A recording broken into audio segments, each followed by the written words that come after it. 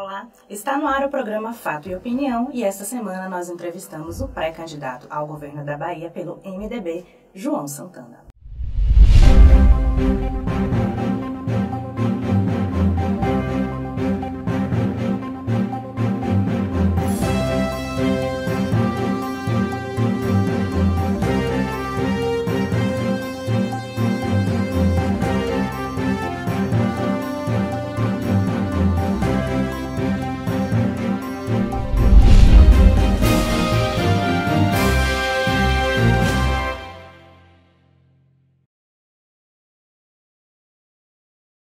João Santana já foi presidente da Embasa e foi também ministro da Integração Nacional no governo Lula e substituiu Gedel Vieira Lima. Amigo de longas datas dos irmãos Vieira Lima, ele não nega essa amizade e o apoio dos irmãos. Essa semana trazemos aqui no estúdio João Santana, temos também aqui o editor-chefe do Bocão News, Luiz Fernando Lima. Olá, João. Vamos lá. Tudo bom, João? Tudo bem, é um prazer estar aqui à vontade. Pelo que eu vejo, vocês também estão à vontade e vamos à vontade conversar sobre o que vocês desejarem ouvir. Ótimo. João, o senhor disse numa entrevista recente que a Bahia deve muito a Gedel, né? O senhor chegou a criticar também o PSDB e a UDEM de não fazerem coligações com o MDB. O senhor acha que nos últimos tempos, nos últimos dias, há uma certa repulsa ao MDB, justamente por um certo envolvimento dos irmãos Vieira Lima a alguns escândalos recentes? Mas vamos deixar bem clara essa conversa, viu? Olha bem, eu já disse e repito em qualquer parte, porque não sou um canalha, eu sou um homem. Um homem na acepção da palavra. Eu não posso negar minha amizade com 40 anos com a família Vieira Lima. São pessoas ótimas. Agora, o que eu não posso é responder pelos que eles fizeram, se fizeram errado. Então, até uma jovem aí de um jornal, se não me engano, à tarde, apresentou uma espécie de manchete muito interessante, atribuindo a minha fala. Eu devo ter dito de uma forma diferente, porque está tão bem posta que eu não acredito que eu tenha tido capacidade de sintetizar do jeito que ela sintetizou. Ela diz assim, como se eu dissesse, entre aspas, né? Eu não posso ser julgado pelo que os outros fazem, tá certo? Então, esse é um aspecto que eu lamento que tenha acontecido. Eles estão se defendendo, né? A partir de agora estão como réus lá no Supremo Tribunal Federal e eu espero que eles se saiam da melhor maneira possível. Agora, eu também não sei lhe informar nada sobre o assunto, porque corre segredo de justiça e hoje até é perigoso. Você é íntimo de uma pessoa e procura um dia, dois, se possível, visitar, daqui a pouco estão dizendo que você está servindo de alguma coisa, não é? Para atrapalhar, etc. Então, esse fato fica tranquilamente explicado. Outra coisa, Gedel e Lúcio. Lúcio vem muito depois. Eu tenho 50 anos no MDB. Eu tenho uma vida linear, com altos e baixos dentro do MDB. Eu já fui presidente em Jiquié, já fui presidente na Bahia, secretário-geral na Bahia, agora sou presidente de novo na Bahia. Eles têm, no máximo, 32, 35 anos. Todo mundo fala que eu fui ministro depois de Gedel, tudo bem, fui indicado. O presidente Lula, na época, me convocou até, digamos assim, porque entendia que os secretários executivos que demonstrassem conhecimento deveriam continuar para evitar a solução de continuidade do governo. Muito bem. Então, eu me lembro que quando eu comecei a conhecer Gedel, eu conheci um pouco o pai dele, que era amigo de meus tios, de meu pai, etc. Gedel era meu subordinado, eu era presidente da Embasa. Outra coisa que você falou aí, que eu fui presidente da Embasa e ministro. Querida, infelizmente eu vou ter que dizer isso para poder lhe dizer que o candidato não é tão pé duro quanto parece. Eu já fui interventor da aviação sul-baiana, secretário de Desenvolvimento Econômico de Irará, secretário de Infraestrutura de Irará, secretário de Saúde Plena, encaixando a saúde plena em Irecê, com 19 municípios, secretário de Saúde de Euclides da Cunha, secretário de Serviço Público, a famosa CESP aqui de Salvador. Já fui presidente da Embasa, presidente da URBS, já fui superintendente do INSS na Bahia, já fui secretário nacional de infraestrutura hídrica, já fui secretário executivo do Ministério e fui ministro de Estado. Então são 12 cargos executivos na área pública. eu acho que eu devo ter feito alguma coisa boa, porque eu saí do mais humilde interior até a maior nomeação que existe por caneta, que é ministro, porque presidente eu não voto, tá certo? Então eu fui ao máximo. Alguma coisa eu devo ter feito, não é? Agora, que prestasse, pelo menos. Agora, na área privada, eu já fui chefe de campo de construtora de estrada de rodagem, chefe de hidroelétrica do Funil, que é a mais importante do estado, provavelmente dito, só do estado da Bahia. Eu já fui superintendente de costume de exportação. Então, esse foi o segundo motivo pelo qual meus companheiros me conduziram à pré-candidatura, me convenceram. Porque eu vivo assim a vida inteira, eu tenho 50 anos na vida política, e pode consultar a todos que me conhecem. Alguém pode dizer que não me simpatiza, outro pode dizer que eu sou bruto, outro pode dizer que eu não, politicamente sou um zero à esquerda, qualquer um. Agora, não podem dizer duas coisas, que eu sou desonesto ou preguiçoso. Então, a minha vida no PMDB foi a primeira condição que eles colocaram: João, tem que ser você. Dos mais velhos, você é um velho que tem ideias muito novas, você tem tudo a apresentar ao povo da Bahia, então está na sua hora. Eu fiquei, depois minha trajetória como executivo de governo, você vê pelo que eu citei aqui, as mais variadas, digamos assim, maneiras de administrar eu tive que aplicar. Né? Evidentemente, o fiz com o auxílio dos funcionários públicos, são excelentes. Reconhecendo-os, tratando-os bem, me apoiando neles, então consegui sucesso também graças a isso. Agora, por último, vem o lado da minha integridade, né? Que é isso que eu estou dizendo. Eu já dei provas de quem eu sou. Por exemplo, no último governo, no último cargo executivo que eu assumi, o cargo de secretário de Infraestrutura Hídrica do Ministério da Integração, eu devo ter pago 17,8 bilhões de reais em obras, grandes obras. Não levei uma carteirinha de cigarro para minha casa e nem dei ousadia a ninguém de me propor me dar uma carteirinha de cigarro. Por exemplo, nessa mesma época eu liberei 23 bilhões de reais em investimento Sudene-Sudã. E nunca participei de nada que pudesse afetar a minha conduta. Até porque eu gostaria de dizer à Bahia que isso não se aprende em escola, não se aprende com simples exemplos dos outros. Se aprende em casa, porque meu avô, que me criou até 15 anos, e meu pai diziam todo dia a mim: o homem, para ser homem, tem que ser trabalhador e honesto. O caráter se forja aí. Então, todas as, digamos assim, o que é o caráter em última análise? O caráter é a reação à sugestão.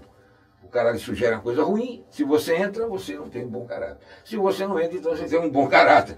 Então, nessa minha convivência, sem me meter a ser melhor do que ninguém, sem cair a ficha, se você me visse na rua hoje, andando normalmente, você diz assim: é mais um baiano que está passando aí. Você não sabia que eu fiz tudo isso, que eu passei por tudo isso, tive todos esses cargos, todas essas responsabilidades, entende? Mas eu ando como um franciscano e faço política a vida inteira, como... Eu vou dizer, um cidadão me disse isso outro dia e eu fiquei encantado. Ele disse: João, você parece Garibaldi, famoso Garibaldi. Por quê? Você, na política, você tem a leveza dos fados e a estupidez dos heróis. Ele quis dizer com isso que eu faço parnasianamente trabalho pelo trabalho e sem buscar nada pessoalmente de volta. Agora, chega a minha vez de ser candidato, os argumentos que os companheiros me passaram para que eu aceitasse, eu aceitei. E para completar isso, quando eu aceitei, me disseram: olha, vai ter o problema dos irmãos do Vieira Lima, etc. Tudo bem, agora me diga uma coisa. Não fui eu quem disse, o Ministério Público disse aqui na televisão outro dia, que o ex-governador Wagner, patrono do atual governador, amigo íntimo do governador, e dizem que responsável pela eleição, tirou 84 milhões de reais da obra da Fonte Nova e ainda disse para onde mandou o dinheiro. O Ministério Público ainda dividiu o dinheiro. Ouça bem. O PSDB tem grandes figurões agora completamente envolvidos na Lava Jato. Tem gente já sendo preso, governador de estado. Para minha surpresa, porque eu até achava ele o Azeredo uma pessoa distinta, mas está envolvido lá, já vai terminar sendo preso. Só está prorrogando com aqueles recursos demasiados até que a justiça permite. Muito bem. Por outro lado, tudo bem, Quem é do DEM que pode falar que vive num mar de rosa? O presidente do DEM até o mês passado, Agripino Maia, estava hoje na televisão pedindo menos, porque está envolvido em R$1 milhão só de uma pancada, está entendendo? Para fazer campanha. Se foi sério, se ele recebeu para a campanha, se não recebeu, se aplicou bem, se aplicou mal, não é um problema meu. O que eu estou querendo dizer é que em todas as hostes políticas do Brasil hoje campeia isso. Eu acho até que nesse ponto, um dos caras que foi privilegiado pelo caráter fui eu, porque não me envolvi em nada, não consegui me envolver em nada. E mais ainda, só para terminar essa parte, quem é do PP que pode falar disso? Pelo amor de Deus. Aliás, tem gente que eu conheço do PP que acha que tudo que se disse do presidente, da Dilma e dos deputados que estão presos, Palocci, etc., tudo isso é mentira. Como é que você pode entender uma coisa dessa? Então, o Bocão, outro dia, quando a moça que entrevista junto com ele, Kelly, né? Falou que, porque eu digo, olha, o MDB está envolvido nessa história, muita coisa é certa, muita coisa é invenção também, mas não posso esquecer o PP. O PP aí, Bocão pulou do lado. Não, para mim o pior é o PP. E está sendo, porque agora mesmo o presidente está sendo acusado. Aqui da Bahia tem um cidadão que foi ministro, está sendo envolvido também na Lava Jato, entendeu? Então essas coisas, para mim, estão encerradas.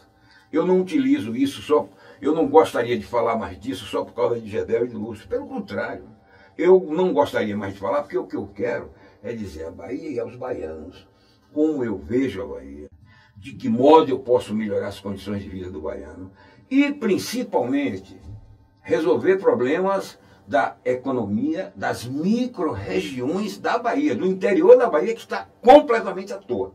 Isso é que eu gostaria de fazer daqui para frente. Vamos ter a oportunidade de discutir um pouco isso, e acho fundamental que discutamos mesmo para falar sobre os estados e a economia, microeconomia, regiões. Mas é inevitável, João, a gente puxar isso. Embora existem vários exemplos de maus feitos, é fato que a imagem do dinheiro do apartamento, ela está aí no consciente dos baianos, e isso fez com que pessoas que até então eram muito próximas ao MDB, e não só a Gedel e Lúcio, se afastassem, hoje deixassem uns para lá como se leprosos fossem, e que não queiram nenhum tipo de associação com o MDB, que, como o senhor diz, não é um partido exclusivamente dos irmãos ou do clã Vieira Lima. Eu queria saber do senhor o seguinte: até que ponto o senhor acredita que é importante se discutir para diluir, para tirar essa imagem da sociedade, que o MDB não é aquele bunker, o MDB da Bahia não é os 51 milhões achados num apartamento aqui na Barra, e até que ponto é importante se coligar, se associar a outros partidos que tenham pelo menos algum tipo de semelhança política, ideológica, econômica, um projeto para se vencer a eleição, porque eu acho que o objetivo de todo mundo que disputa uma eleição é vencê-la, né? O senhor, com toda essa experiência que tem, não está na eleição, disputando essa eleição, caminhando, trotando, para simplesmente não chegar a lugar nenhum. O senhor quer vencer a eleição. Então, só esses dois assuntos, depois a gente parte até para algo mais positivo. É interessante. Não, vamos tentar, digamos, eu não digo resolver o assunto, porque ninguém vai resolver o assunto. Né? Mas o que é importante também você entender é que o PMDB da Bahia tem 94.500 e poucos militantes sócios. Sócios não, membros. Pô, será que duas pessoas podem resolver e podem decidir sobre a mente de 90 e tantas mil porque cometeram alguma equívoco, etc. Pelo amor de Deus, isso não tem sentido. Agora, eu quero até lhe adiantar como funciona o PMDB. E nesse ponto o PMDB funciona, o MDB, aliás, agora de novo, né, funciona diferente de certos partidos que você ouve aí. Primeiro, nós tivemos grandes lideranças comandando o PMDB da Bahia. Começou com Rômulo, há 50 anos atrás, Rômulo Almeida, a quem a Bahia deve muito, porque foi um economista extraordinário. Depois de alguns vieram Rui Bacelar, um grande senador, uma pessoa distinta, digna. Depois teve Pedirujo, depois teve, depois de Pedirujo, Nilo Coelho, depois João Almeida, depois eu mesmo, né? Depois Gedel Vieira Lima. Olhe bem, todas essas pessoas tinham poder de mando e de comando, mas só que no PMDB tem esse poder de mando e de comando porque nós queremos. Hoje, por exemplo, eu sou o presidente, quem decide sou eu. Obviamente, se eu sou inteligente, eu decido também sempre ouvindo o meu colegiado, porque eu não sou o dono do mundo, nem o dono da verdade, não é? Eu sempre decido, mas quando eu tomo uma decisão é porque meus companheiros já estão absolutamente identificados comigo, certo? Isso foi assim a vida inteira. Longe, se você conhecer, por exemplo, eu lhe dou o nome de vários, não é o momento, mas eu diria o nome de assim, dezenas de pessoas que estão aí no partido, que ficaram revoltados quando viram aquela nota de Sua Excelência, o prefeito que ama Salvador, entendeu? Que, digamos assim, eu digo que ele ama Salvador porque um dos motivos que ele apresentou para não sair candidato foi que ele amava Salvador, né? Então, eu prefiro amar a Bahia, porque aí Salvador está no bolo, né? Para não discriminar região nenhuma. Então, eu não posso acreditar de forma alguma que eu não tenha uma militância histórica. Nós somos o melhor de todos eles, sabe por quê? O DEM, de onde vem? Do PFL, do PDS, da Arena, da ditadura. Nós não, nós fomos o guarda-chuva que amparou todos os descontentes com a ditadura. E temos uma característica, por isso mesmo, você convive no MDB, hoje, inclusive, você convive com gente mais à direita, mais à esquerda, mais ao centro. Agora, o MDB não pode se dar o luxo de definir-se politicamente de outra forma, a não ser de centro-esquerda. Por que de centro-esquerda? Porque de centro, porque ele reúne a multiplicidade, a polivalência de todas as opiniões. E de esquerda, porque nós consideramos que esquerda ainda é a área mais popular, do povo mais humilde, etc. Então essa é a marca. Quem quiser fazer do MDB um partido sectário, à esquerda ou à direita, vai colocar o PMDB em maiores lençóis, aí sim ele vai cair. Muito bem. No dia que o prefeito disse aqui que não queria o MDB, veja só, ele polariza uma situação com o governador durante 2 anos. 2 anos numa eternidade, né?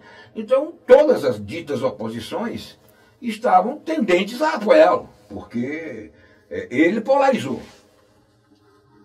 Ainda hoje, uma pessoa cujo pai era carlista, que é carlista até hoje, embora o cara tenha morrido, e que admirava, esteve lá comigo, de uma região do interior, uma pessoa importante, já foi deputado, está decepcionado, porque não deu explicação a ninguém. Tomou aquela atitude e desgraçou com a expectativa que as pessoas tinham as pessoas ligadas a ele. Muito bem. Depois disso tudo, ele vira e diz que não é mais candidato. Na última hora, no último instante. Imagine você. Aqueles que estavam mais ao lado dele, porque eram do bem, não gostaram. Eu conheço histórias 1000 de deputado que disse desaforo, uma série de pessoas que ficaram chateadas mesmo. Agora, no MDB, em primeiro não era caudatário dele, nunca foi. Pelo contrário, por 2 vezes nós o apoiamos. Uma, quando ele foi candidato a primeira vez, e a segunda, quando ele foi candidato de novo a prefeito de Salvador. Aí ele sai, só ele sabe por que saiu, no outro dia apresenta uma série de motivos e vem dizer que vai ser o coordenador das oposições, mas não quer o MDB. Que ousadia, não é? Uma ousadia. Um homem como eu, um menino, para mim ele é menino em idade, e em experiência política, e em vivência, ouvir ele dizer que não quer. Pois olha, aquilo me ajudou, ele foi meu cabo eleitoral em termos de MDB, porque eu recebi telefonemas de Almadina, de Irecê, de Vitória da Conquista, de Jiquié, de Itabuna, de Ilhéus, de gente dizendo assim, usando palavras baixas, inclusive, aquele isso assim está pensando o quê? Nós não morremos ainda não, nós desistimos. Aí, como é que diz, de certo modo, me ajudou um pouco a aglutinar ou reaglutinar pessoas que por causa daquele desaforo ficaram chateadas. Muito bem. O outro também do PSDB disse que não queria o MDB. Tá certo? Às vezes tem história de eleitoral. Eu sei, querido, mas escute bem. Esse não tem nenhuma condição de falar do MDB, por motivos vários. Mas eu prefiro me ater aqui à conversa política, né? Então, se não quer, eu digo o MDB. Agora, bonito, né? O partido dele está lá em Brasília, conversando. Domingo de noite eu conversei, segunda noite eu conversei com o Temer, Michel Temer, nosso presidente, de 7h40, eu e mais uns 4 pré-candidatos. Pará, Rondônia, Santa Catarina, Amazonas e eu. Os pré-candidatos desses lugares. E conversávamos muito, e no fim das conversas todas nós perguntamos, presidente, qual é a sua disposição? Isso aí, ele disse, se o povo brasileiro pudesse ver, pudesse entender o que eu fiz e não tivesse essa propaganda negativa terrível, você avalie, chegaram a um nível de dizer que ele estava fazendo, como é que chama, lavando dinheiro em família. O cara tem uma casa há 22 anos em São Paulo, não é uma mansão nenhuma, uma casa. Ele tem um filho chamado Michelzinho, estava em 10 anos agora, pôs a casa no nome do filho. Um jornal de São Paulo disse que ele estava lavando dinheiro com o filho. Isso irritou ele profundamente. Então, eu vi, inclusive, recebi, inclusive, se você quiser depois, a nossa jornalista passa para vocês aqui, como é que diz, um relatório do que ele fez, do que o governo dele fez, dos índices que ele atingiu. É um negócio que até eu fiquei fantasiado. Mas, olha bem, eu sei, mas deixa eu terminar. Aí você tem que perceber. Então, repare, o presidente, nós perguntamos a ele se ele seria candidato. Ele disse que, como político em exercício, ele não declina de ser candidato. Mas não tinha nada certo, não tinha nada definitivo. Ao lado dele estava Meirelles. Meirelles, que foi ministro, né, da Economia, foi quem conduziu a economia nesse período. Ele disse, não, eu posso ser candidato, posso não ser, Meirelles pode ser, pode não ser. Nós estamos com algumas tratativas, entende? E aí vem a história. Com o PSDB também, entende? Isso claramente para mim. Então, como é que ficam as pessoas aqui distantes? Porque no PMDB, se a tratativa lá nos humilhar aqui, nós não aceitamos. Isso é tradicional no PMDB. O PMDB do Pará está unido com o PP. O PMDB do Amazonas não está unido com o PP. E em vários lugares é com bem. Então, cada questão regional é respeitada no MDB. Seja no PMDB, agora no MDB. Então, essa ojeriza a um outro partido não existe. Meu caso especial. João, o que é que você acha de uma união das esquerdas? Eu acho um atestado de burrice incomensurável. Certo. Primeiro, porque quem polarizava a eleição e era super conhecido pelo eleitorado da Bahia era Neto e o governador. Na hora que saiu eu, saiu o João e saiu o Neto, o Zé Ronaldo, por sinal eu gosto até dele, uma pessoa afável, distinta, saiu o Zé Ronaldo, nós somos noviços, cara. A Bahia não estava nos vendo como candidato a nada até essa data. A nada. Então, eu vou dizer a Zé Ronaldo que eu sou melhor do que ele? Jamais. Ele vai dizer também a mim que é melhor do que eu? E nem o outro, João Roberto. Nós somos pessoas políticas, politizadas, que estamos num processo. Então, nós vamos trabalhar cada um para a oposição, ao governo. É fantástico. Por quê? Nós vamos emular. É um termo muito socialista, de país socialista. Eu vou fazer tudo pelo PMDB, pelo MDB, pela melhor postura. O Zé Ronaldo deve fazer tudo pelo DEM, e se tiver candidato do PSDB, também, tá certo? Agora, o que pode acontecer no meio do caminho é um acordo moral. Aquele que estiver em melhor situação no segundo turno. Não vai ficar sozinho, não. Aí, se alguém disser que não aceita, não gosta da Bahia. E nem tinha palavra de ordem política na cabeça, certo? Então isso aí sim, depois do primeiro turno nós vamos ver. E daqui para lá vamos ver quem tem, posso usar uma expressão chula do interior, quem tem farinha no saco, tá certo? Daqui para lá nós vamos ver quem tem farinha no saco e vamos ver quem consegue chegar. É interessante, eu ia lhe interromper, me desculpe, mas é porque a gente emenda muitos assuntos aí às outras questões. Porque no fundo você me fez umas 3 perguntas em cima de uma só. Bom, agora eu vou fazer uma direta. Vocês receberam, acolheram durante um tempo o vice-prefeito Bruno Reis. E ele foi um dos articuladores políticos do prefeito ACM Neto. Como foi essa experiência de lidar com o Bruno Reis no PMDB e agora MDB? E a tentativa que se diz dele de dar um balão em vocês experientes na política? Interessante, né? você está falando com uma pessoa que primeiro recebeu bem o Bruno. Fui eu. Claro, todos recebemos, mas eu digo a pessoa que tem influência no partido, uma das pessoas que tem influência ou que tinha influência no partido e que o acolheu. Ali está outra, ao seu, um companheiro que o acolheu muito bem. Chegamos a dizer a ele o que é que ele tinha que fazer, não para virar PMDBista, mas para ficar bem entre os PMDBistas, certo? E ele seguiu. E ele seguiu a trilha tão bem que em determinado momento chegou numa cidade do interior, num comício, e disse, agradeceu a mim, de público, por tudo que eu fiz por ele, e achava que ele era vice-prefeito de Salvador, porque o meu trabalho foi o suficiente para ele galgar aquilo. Aí bem, Gedel recebeu ele muito bem. Em determinado momento da história política que antecedeu a eleição, o prefeito quis jogar no PMDB outros candidatos, tipo Roma, tipo Carreira, tipo Belo Antônio. Ah, meu pessoal está muito distribuído, eu vou botar no PMDB. Com que intenção? Não queria. Ninguém entendeu. Aí Gedel, num bom momento, assistiu tudo, fez o vídeo do Mercador e disse que não. Já tinha Bruno, já representando. Então Bruno foi sacramentado posteriormente como nosso candidato a vice. Sem ninguém pedir a ele que fizesse nada contra Neto, que deixasse de ser amigo incondicional de Neto, nada. Apenas dizendo a ele que, olha, você está sendo pelo PMDB, então não esqueça disso só, tá certo?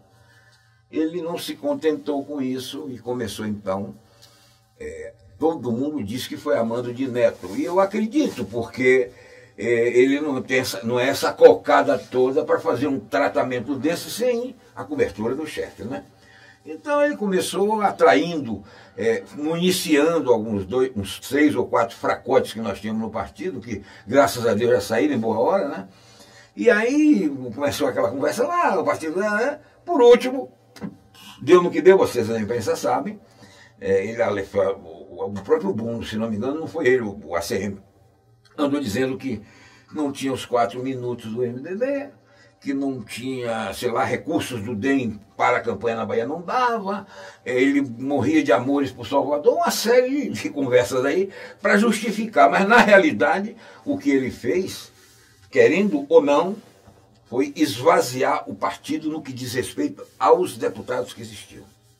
Eu ressalvo apenas o Pedro Tavares, porque esse, na última hora, digamos, foi colocado contra a parede diante da realidade. Ninguém colocou. Ele chegou para nós e disse, não, eu não saio. Segurou a peteca. Ele, eu, Alceu e alguns membros aqui, seguramos a peteca porque queriam tomar partido. Aí é que onde está o ledo engano de muita gente, está entendendo? Queriam assumir o partido, essas propostas as mais, eu diria, safadas. Eu ouvi... Um exemplo. Não, um cidadão chega lá e diz assim, pô, nós precisamos, olha bem, precisamos de botar uma pessoa de mais envergadura para ser presidente do PMDB.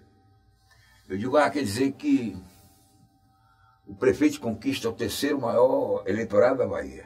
O deputado Pedro Tavares, líder da oposição, líder do PMDB, o deputado mais votado do PMDB, 80 mil votos.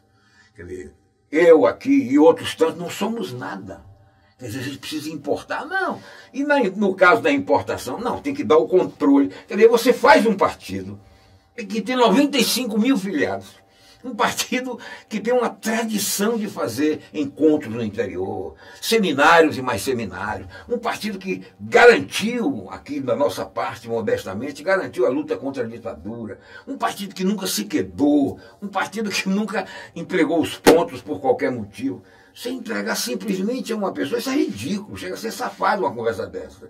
Teve outras que você soubesse, você morreria de alegre, porque você ia ter motivo aqui para muito tempo, mas não é bem o caso, não nos interessa isso. Agora, pode ter certeza de que nessa história toda, claro que o prefeito saiu-se mal, porque nós não gostamos, inclusive de ele dizer depois que eu não queria me beber, com ingratidão. Minha avó dizia, meu filho, tenha cuidado, porque ingratidão tira afeição. Eu nunca vi nada mais certo. Ele perdeu a afeição para nós, o prefeito, depois que fez essa besteira. Quer dizer, a gente se viu no segundo turno, na campanha quando o Mário Kerr jogou, para ganhar a eleição dele. Nós se vimos na segunda campanha para ele. Agora não se vimos mais. Tá certo? Agora, propostas indecorosas, como pedir para Lúcio sair do partido, isso se tinham, não tiveram coragem de fazer. Porque se um PMDBista aceitasse esse tipo, julgando antecipadamente, meu companheiro Lúcio está na justiça, ele que se vire para se justificar por lá e resolver a vida dele. Mas eu tomar uma atitude dessa, pedir a ele para sair, nunca. E outra, duvido que o prefeito Salvador, ou prefeito nenhum, tivesse coragem de falar. Porque ele é corajoso, é disposto e daria uma resposta que você pode avaliar, tá certo? Quer dizer, o cara tem 30 e tantos anos num partido, sair do partido porque fulano acha que ele é um peso pesado. Não é não. Porque nós temos hoje 61 candidatos a deputado federal já. E temos 20 e poucos estaduais. Evidentemente que você vai dizer assim, então vocês vão fazer muitos? Não. Se a gente fizer 2 federais, já crescemos 100%. Que tínhamos vamos ter 2. E, na pior das hipóteses, estaduais a gente quer fazer uns 3 a 4 por aí. Então, para quem tomou esse baque, sim, a história de Pedro é a seguinte. Foi colocado para Pedro o seguinte, os pequenos partidos que falam em se alinhar conosco, não é? Disseram que se Pedro tivesse, não tinha conversa. Porque todo mundo já para uma pessoa certa, quer dizer, terá o segundo, terá o terceiro, então, entendeu?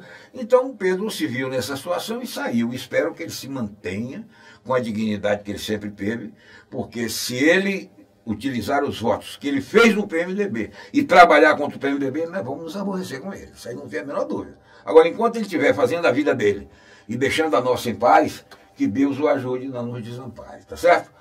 Essa digamos assim, é uma realidade que a Bahia vai ver para crer. E no que diz respeito à campanha, como ele disse logo ali na entrada, eu comecei andando, já estou dando um trotezinho, e espero que a Bahia escolha o candidato que estiver mais preparado, que conhecer melhor a Bahia, que tenha propostas, não é negócio de... O candidato que não tenha capa encorada, isto é, que não diga uma coisa subliminarmente, que diga o que vai fazer. Eu, por exemplo, nessa questão da segurança pública, é jogo duro, como é que é? Me faltou. Tolerância zero. Não tem um negócio comigo. Malandro, vagabundo comigo não tem vez. Não tem vez mesmo. Segundo, invasão de terra, só fica dentro enquanto a justiça não der a reintegração, porque no outro dia a minha polícia vai e tira. Vou melhorar o efetivo policial militar, melhorar o civil, vou mandar alguns companheiros lá das Forças Armadas da Bahia para fazer cursos na área da inteligência, porque nós precisamos de uma inteligência para funcionar melhor. Vou criar um seguro. Vejam só, Luiz e Juliana, o nosso policial não tem seguro de vida. O cara sai de manhã, não sabe se volta de noite. Às vezes tem que esconder a roupa dele para não andar fardado, porque depois o marginal o reconhece e o mata.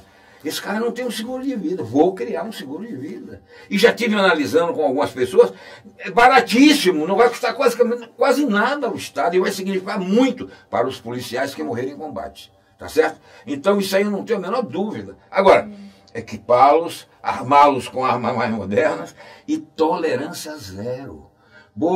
Provavelmente aqui em Salvador mesmo, vou criar uma área, um espaço enorme. Esse espaço vai se chamar Praça do Povo, ou Praça Cívica, como vocês quiserem. Aceito até sugestões. Agora, quer fazer movimentação? Vá fazer ou no seu ambiente de trabalho ou na Praça Cívica. Não vá parar com 4, 20 pessoas, 4, 5, 10, 20 pessoas do Iguatemi, milhares de carros e cidadãos que vão perder o trabalho, que não vão chegar na hora certa em casa, que podem até morrer porque está sentindo mal, está entendendo? Então isso não vai acontecer. O ir e vir aqui, que a Constituição garante a todo cidadão brasileiro, esse governador aqui vai manter. Em todas as áreas que você pensar, eu tenho. Agora, não vou dizer, como eu disse, que vou fazer e acontecer, porque eu me lembro muito do Barão de Itararé, o famoso Aparício Forelli. Perguntaram a ele um dia, vem cá, Aparício, qual foi a maior desilusão da sua vida? Ele disse, eu nunca tive nenhuma. Por quê? Porque eu nunca me iludi. Então eu não vou iludir o povo, dizendo que vou fazer. Não, eu vou fazer aquilo que o governo do Estado puder fazer. Fora disso, eu vou brigar e lutar para o governo federal ajudar a fazer, você entende? Não tem esse negócio de estar inventando formulações, etc. E acho até que eu vou ter, talvez eu tenha até mais trabalho, não, mas a competição maior vai ser entre mim e os da oposição do que nós e o governo do Estado, porque o governo está fraquinho, viu, velho? O senhor que está dizendo Tem muita gente dizendo que o governo está bem avaliado. Como bem avaliado um governo que é o pior da história para os funcionários públicos? Procure, faça uma pesquisa entre os funcionários de todos os níveis para você ver. Qual é a obra?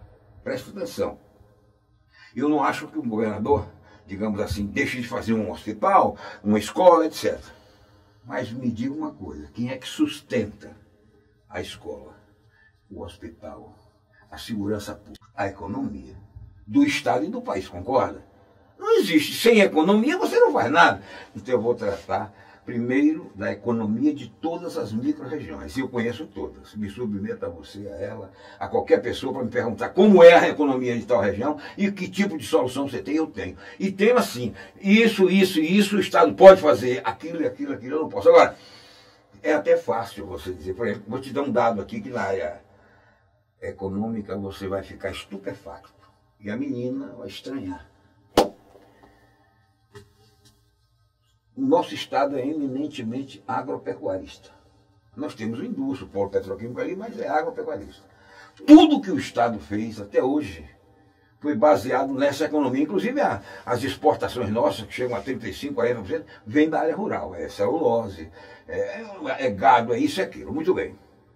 Para completar, 60% do nosso território está no semiárido. O que vale dizer que nós precisamos de uma boa assistência técnica, uma boa extensão rural, concorda? Ele eliminou a EBDA. A Bahia tem hoje um título estranho. É o único estado da federação que não tem Emater. Dá para entender? Como é que você vai atender ao produtor rural, ao pequeno, ao médio?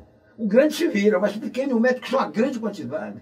Eu estava dizendo ali, a nossa jornalista outro dia, na área do cacau, algumas pessoas têm um preconceito quando falam em cacau.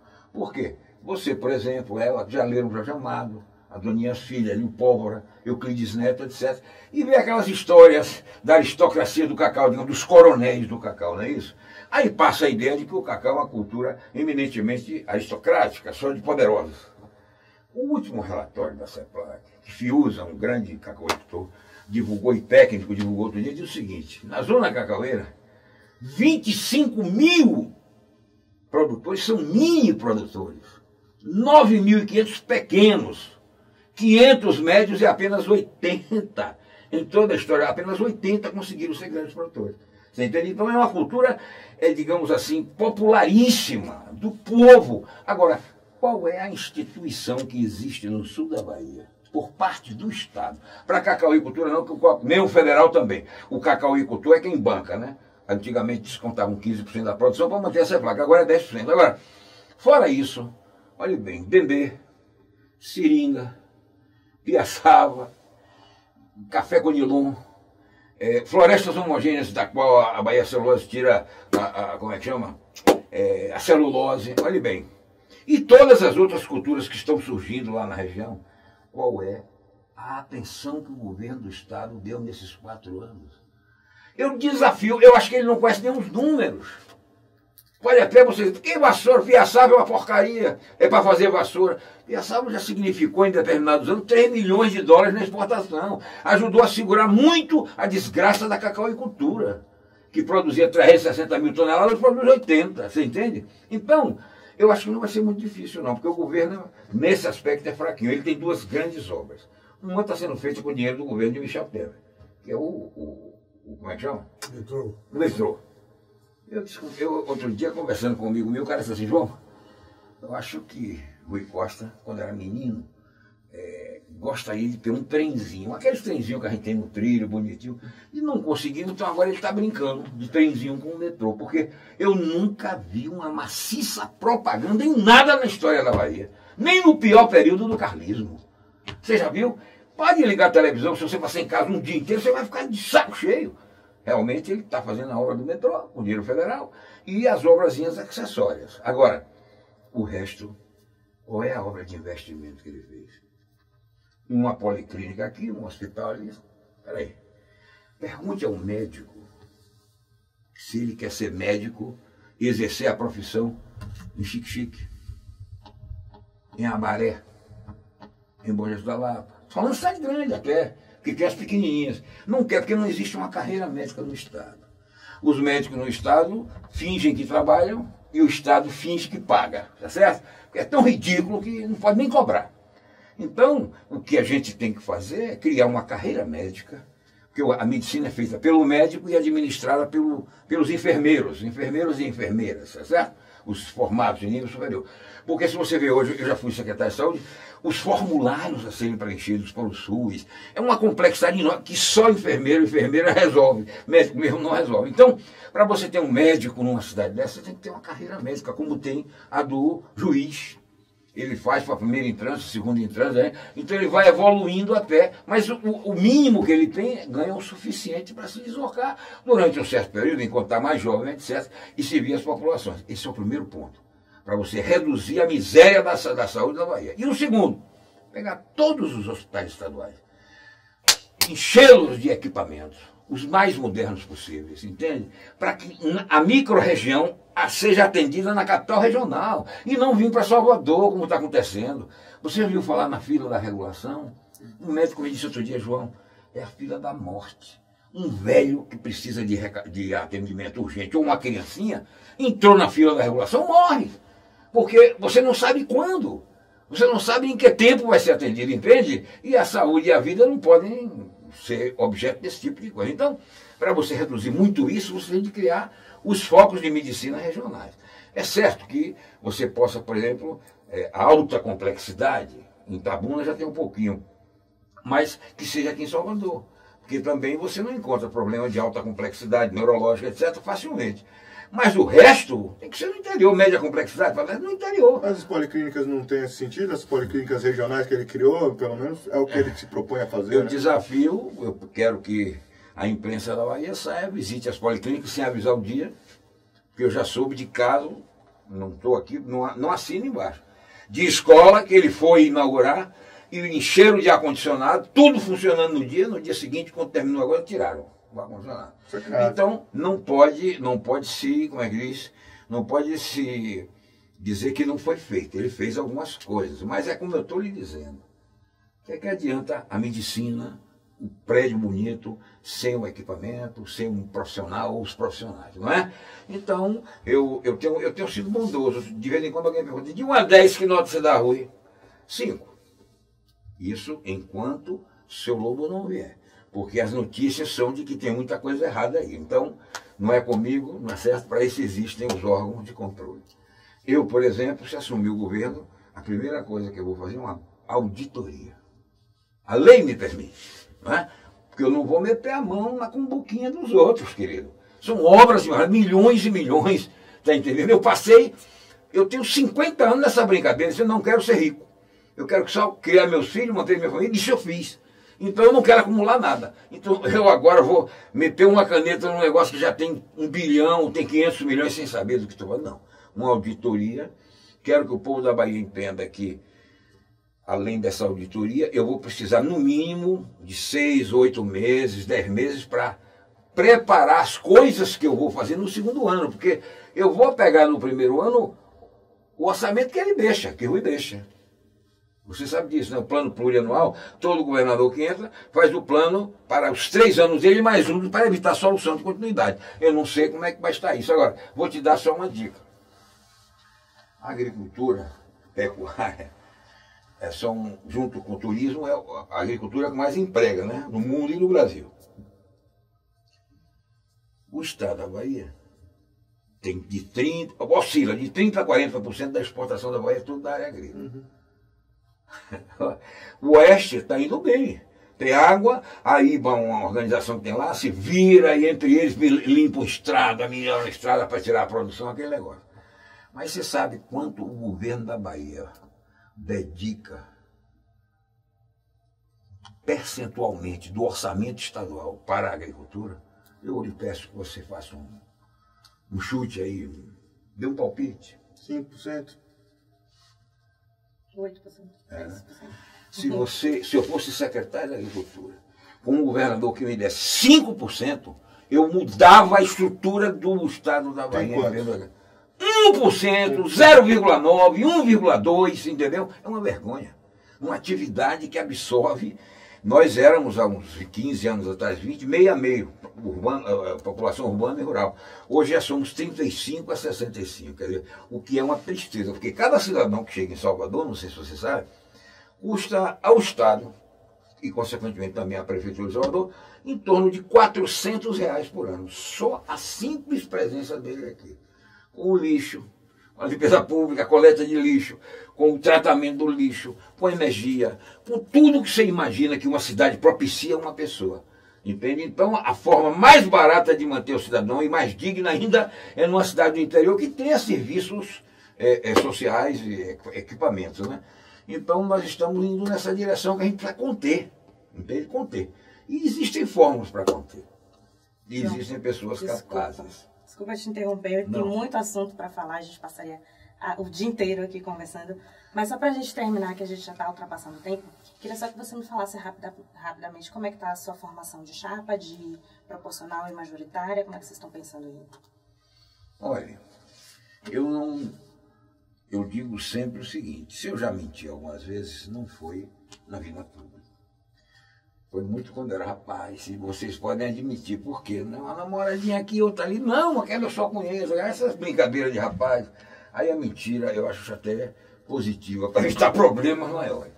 Mas eu já estou conversando.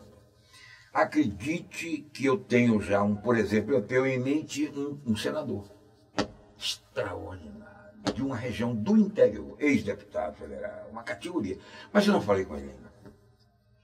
Para a semana eu vou viajar e vou chegar nessa cidade. Eu vou conversar com ele. Aí se ele me disser, esse eu informo imediatamente a imprensa. Entende? Mas a ideia é toda MDB? Olha, por enquanto sim. Sim.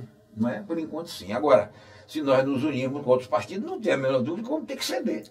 Agora, no meu entendimento, o senador é muito importante, mas eu acho que é muito importante o cuidado na hora de escolher o vice. Porque potencialmente é um governador. Não é? Imagine só se o candidato morre, se o eleito morre. Não é? Em determinado momento não tem mais eleição, o cara substitui. Tem que ser uma pessoa, no mínimo ou minimamente preparada, porque mau caráter a gente não vai escolher, não é verdade? Então, uma pessoa minimamente preparada, uma pessoa que tenha demonstrado interesse durante a vida de conhecer a coisa pública, etc. Entendeu? Agora, eu quero só terminar, então, agradecendo assim, a oportunidade que vocês me deram, dizendo a vocês o seguinte: eu sou o mais velho candidato e sou o mais novo candidato. O mais velho na idade, na experiência, e o mais novo nas ideias, na forma de agir. Tá certo? Então, por isso, eu me considero o novo e vou produzir o novo em forma de administrar a Bahia.